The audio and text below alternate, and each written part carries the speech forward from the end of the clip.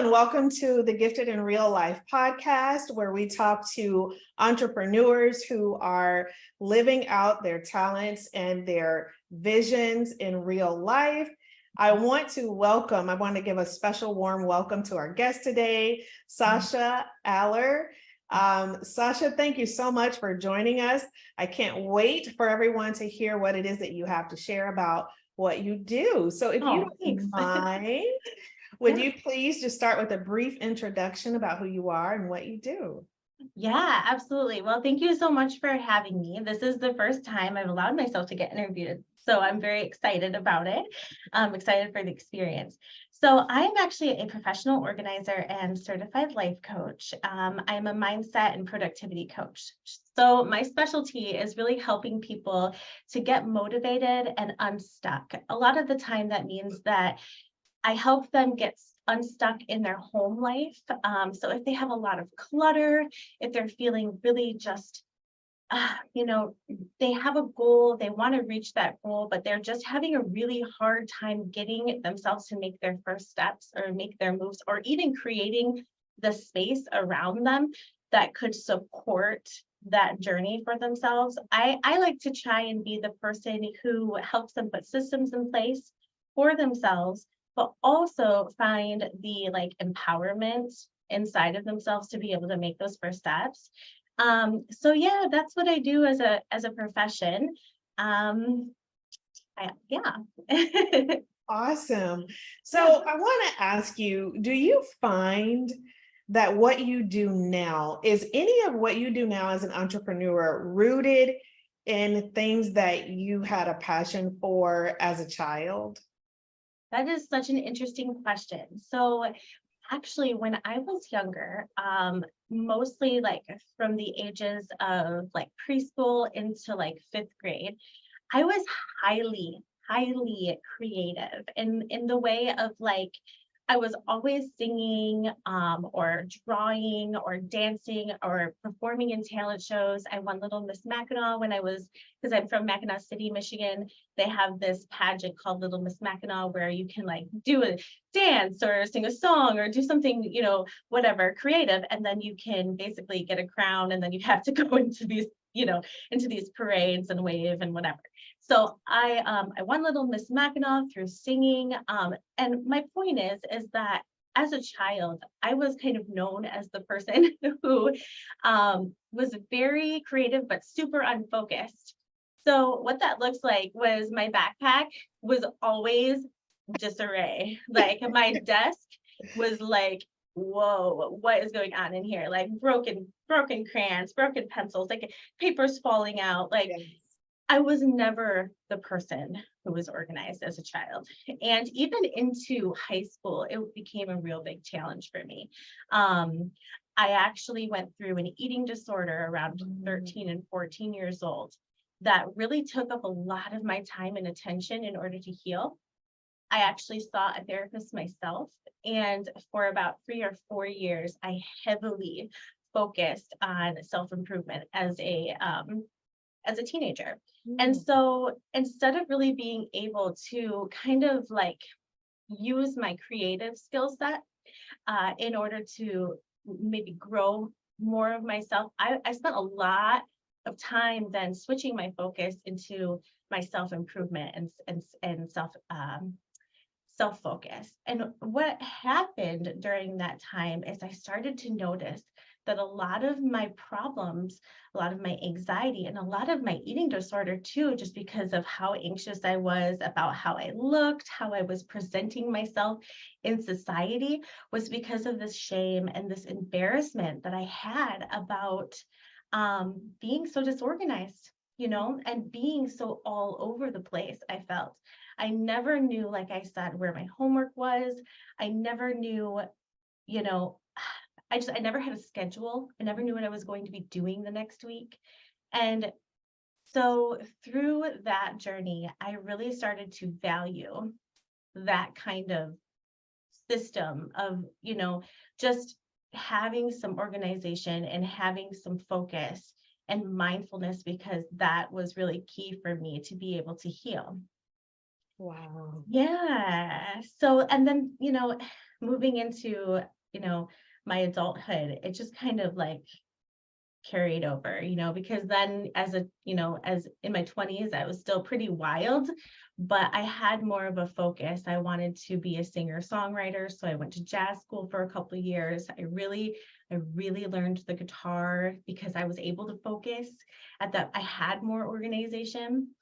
And yeah, and then my journey kind of just went a little bit all over the place. And, there's some steps in between there, but I won't get super long-winded. But yeah, that's part of Wow. the answer to your Wow. question. Wow. So you talked basically about executive function deficit just now. And a Mm, lot of people don't have the language for that. yeah.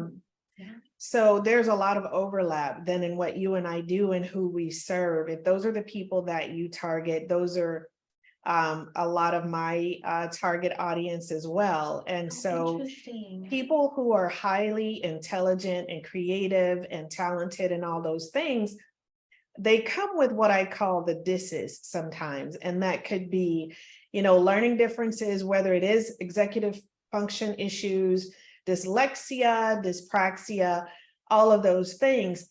And when you're a child living with these issues, you're the first to know, but you're the Mhm. first to also not know what to call it or what it is. Like you don't know that it's something that is not typically what a lot of people experience. And so you're figuring it out on your own. You may or Right. may not be able to articulate it to your parents, and you're just fumbling through life. Like I can totally relate to what you talked about, the messy papers and all of those things, but you had the wherewithal to sort of collect your thoughts and try to create a system for yourself. And for Yeah. me, mine was focused on achievement, even though, Mhm. I wasn't always organized in my physical space. Mentally, when I had a goal that I wanted to accomplish, I was going to accomplish it. And Mhm. so when you can bridge and articulate, the fact that, well, I do have this deficit, but I think that this is a process that I can use to overcome that and be productive in my life. When you marry those two together, Yes. I mean, that can be very, very powerful. Oh, yeah, And I'm totally. so glad that you're doing this and helping Yeah. to help people in this situation and help people who are not um, aware and who have a need for this. So, at the risk of Yeah. sounding redundant, I'm going to ask you, what inspired you to start your own business? Mm, Like, what shaped this? And how mhm. long have you, like, when did you decide to do this, and what led you to that point of inspiration? Yeah. So to be honest, when I was in my early 20s, everybody has a bucket list, right? Like, I feel like kind of, if you don't have a bucket list, then at least you have things that you want to do in your life. And you don't maybe call it a bucket list, but it's just like, wow, I really wish I could blah, blah, blah. But in my early 20s, I obviously wanted to be I think I said this already, a musician. That's why I went to jazz school for a couple of years. And I was really creative, so I thought that was my calling, um so I had that on my bucket list to do. But as I got older, I also started to reflect and think like, wow, I have been through so much. Like I had some trauma growing up. I had this what you call is this like how did you label it? I didn't, because I never Executive function. executive functioning. Yeah. I didn't know that that's what that was called, right? Because you were absolutely right. When I was younger, I just was like, wow, this is not working. This disorganization is not getting me where I want. So I, started to think like, man, I have been through so much and I really have overcome a lot, like especially with my eating disorder and stuff. I think I want to write a book, And then from thinking about Should. wanting to write a book, I was like, as I got older into my 20s, the ideas started popping up of like, oh, maybe I could be a life coach, or maybe I could be a therapist, or maybe I could do this and da. And then throughout my 20s was my wild phase. So as I was having all these thoughts and my self-discovery, I was traveling, the United States with, an ex-boyfriend, and I was just kind of experiencing life, playing music and just trying to figure things out. I ended up meeting my current man, my fiance. And 2 years back, I got pregnant unexpectedly. It was actually really amazing to get pregnant because I didn't think that I could. And when I did get pregnant, I was also inside of the pandemic. So we were all staying home, and it was a very lonely time for me. I started to really notice that the space around me was either going to hurt my mental health, or it was going to inspire me and help me to move through that time into maybe more of a, it's either going to inspire me or it was going to hurt me. So it was either going to move me into a better situation in the near future, or it was going to keep me stuck. So what I started to do was leaning heavily on those, I guess, those soft skills from when I was, in high school of self-improvement, of like self-love, which for me meant making my space beautiful.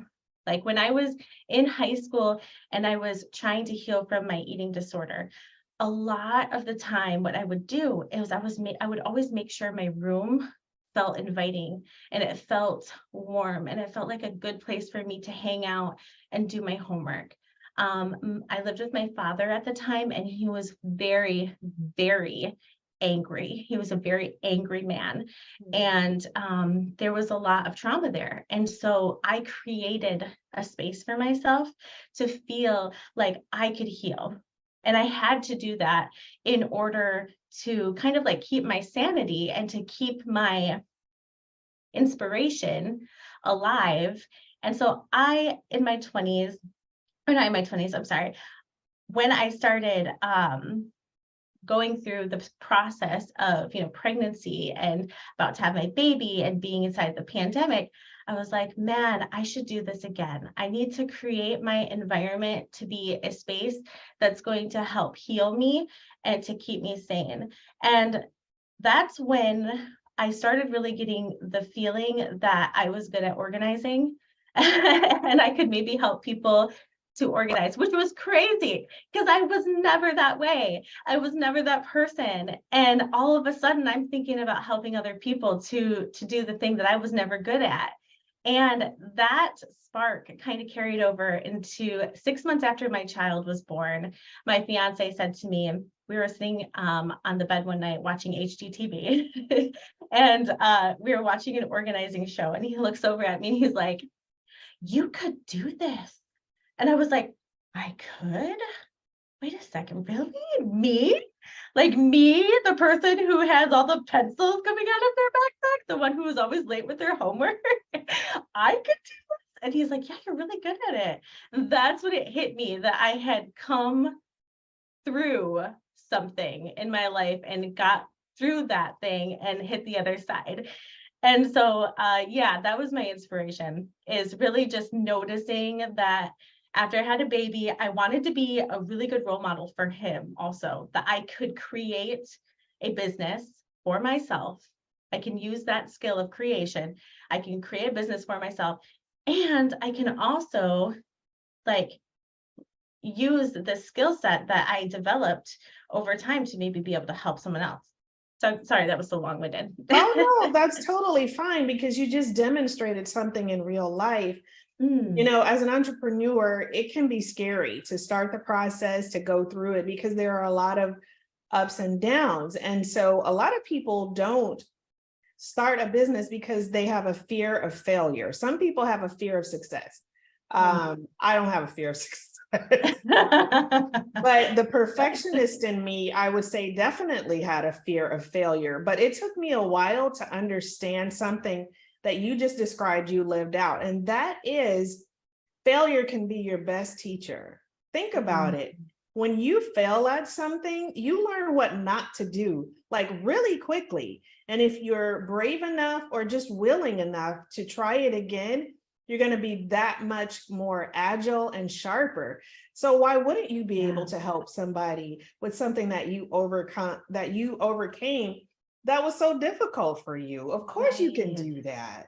Right. And it's funny because I don't think sometimes we really know what we have gone through and what we have overcome until something happens in our life that like shows us just how good we are at that thing, or just how far we have come from the space that we were in. And I tell you what, like when I became a professional organizer and I launched the business, it was like one of those ideas that happened overnight.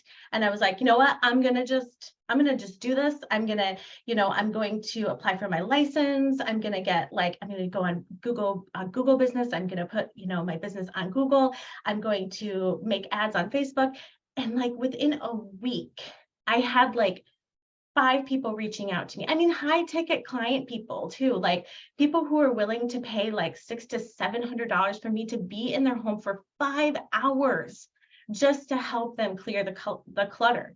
I was so overwhelmed. I was so shocked by just how much of a problem clutter and home life, where there's like a lot of scatter around themselves and mentally too. Like, I was just so shocked that it was such an issue. Like, I shouldn't have been shocked, but I for so long thought it was just me, like, oh, it's just me, it's just me feeling disorganized, I'm just odd, and really, no, these executive people, like one man, he worked, God, I don't even remember, he wrote programs like on the computer and sold them to big companies. And I don't exactly remember what it was. He had a super big house, but his whole house was just full of stuff and like full of clutter. And he was just, he was so, I just felt for him because he got out of a divorce and he was just so like emotionally distraught. He had no idea where to start. And having me come in was like his first step to being able to not only get through the divorce, right, but then also like start recreating his life. And how he recreated his life was by how he set his space. And I was able to help in that way. And I was like, holy SHIT, like I never thought I could do this. But yeah, this is what I'm supposed to do. Yeah. That is huge. I Yeah. think that when we have clutter in our space, wherever it is, it's sort of a reflection of what's going on in our mind. Yeah. And when we can organize our spaces, we can organize our thoughts. And Yeah. so Yeah. that's something that I work on still, like systems for everything, Yeah. to be able to organize your space. So for people listening, Mhm. and without, sharing too much, whatever you're comfortable with, how would you walk somebody through this Mm. process of decluttering their space? Like something they can do in daily life that's not too overwhelming, just to have a starting point. Yeah. So it's really interesting. What I find to be the most challenging for my clients is that, like you said, they're very overwhelmed. There's a lot of things on their to-do list. It starts to become like an impossible task to even start in a space in your home. But a lot of the clients that reach out to me also, they share that like their heart is in a place where they want their home to be the sacred space.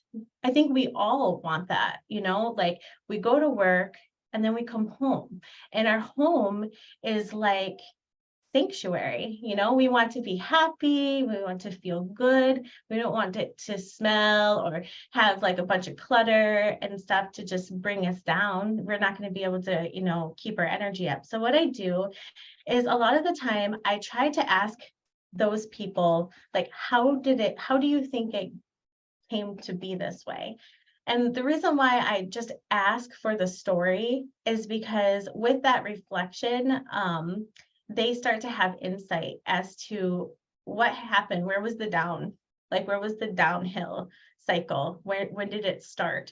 Because most of the time, if they can identify those things that happened before that created the clutter, I feel like they can start to work through that mental clutter themselves. They need to be able to address the why.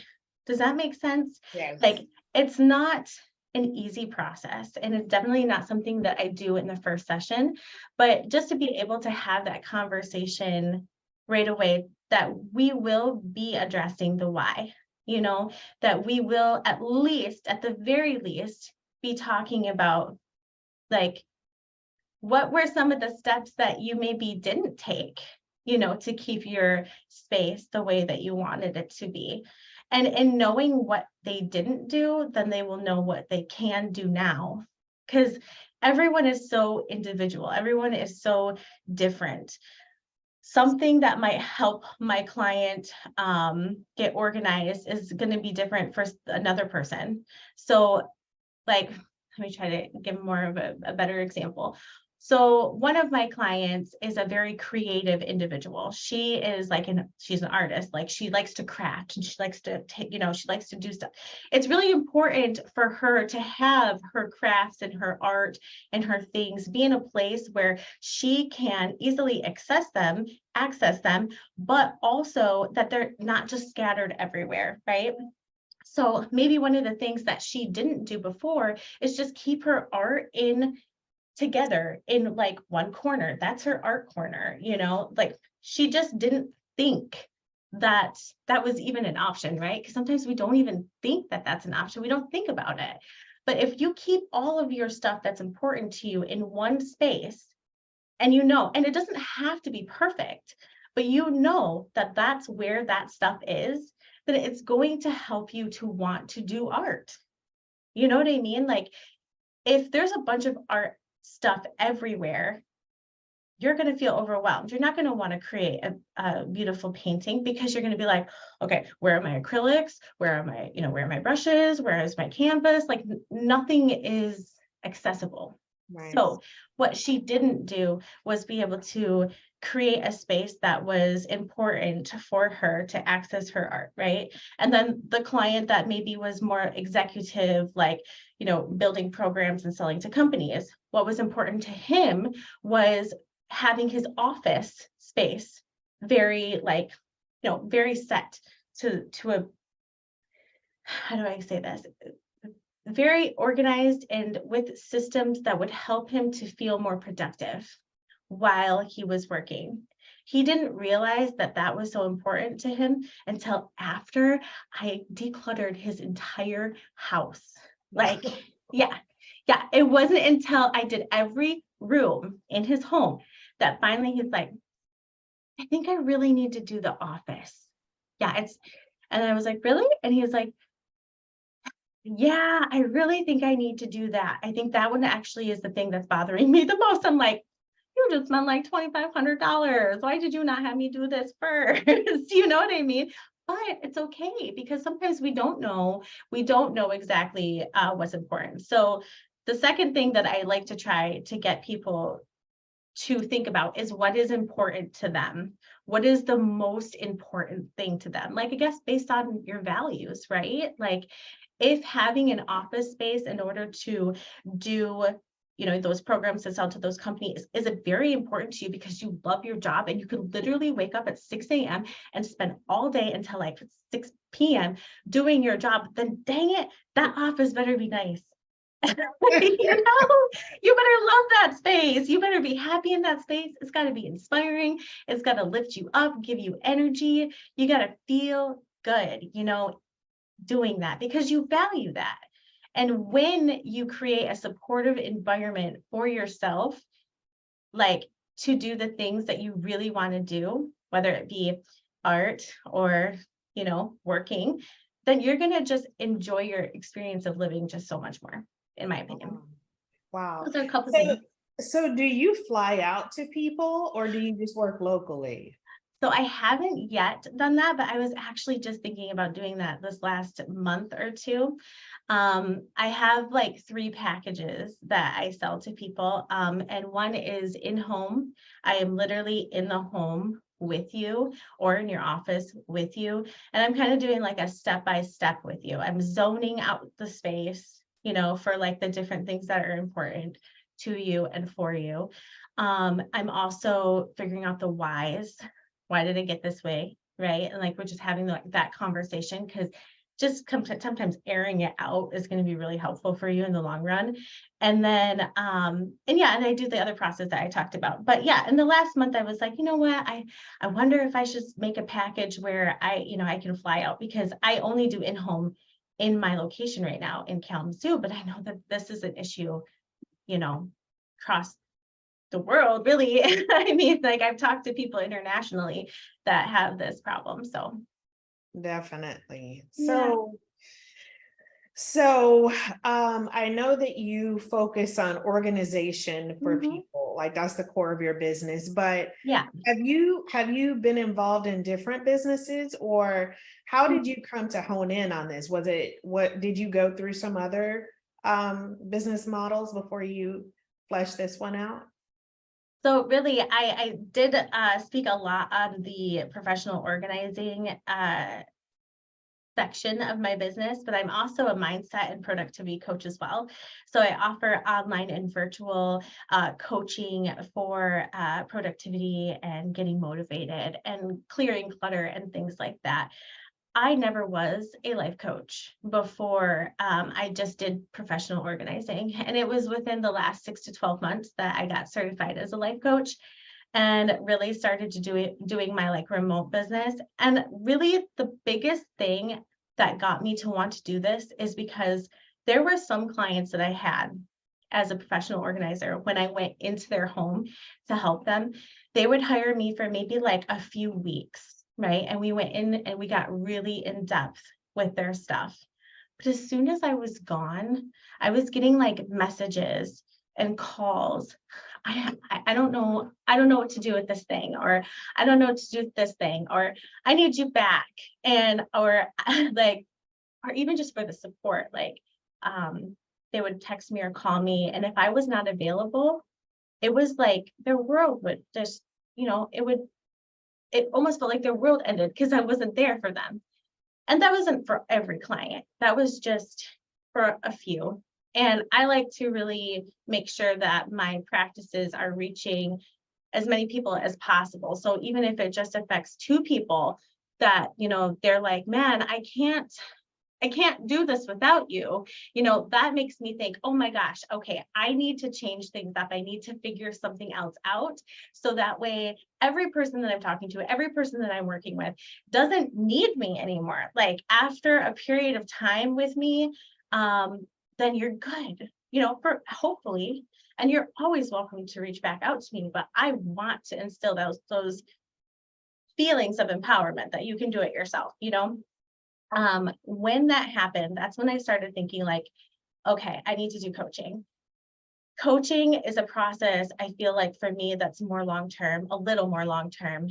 And also I feel like it helps people to really find their own voice, because in coaching, I feel like I support and encourage the things that I feel like are inside of them already, the answers that are inside of each person already. So if I were speaking to you right now about an issue that you had in whatever space, in your home that was bothering you, and you were like, Sasha, oh my goodness, I don't know what to do. Like, how do I get organized? And I was coaching you, right? I could either lean into, let me tell you all the process is, or I could be like, well, what do you think you should do? Let's just have that conversation. What thoughts come up for you that you've had already, that maybe you think maybe that would help you, to support you to do those things.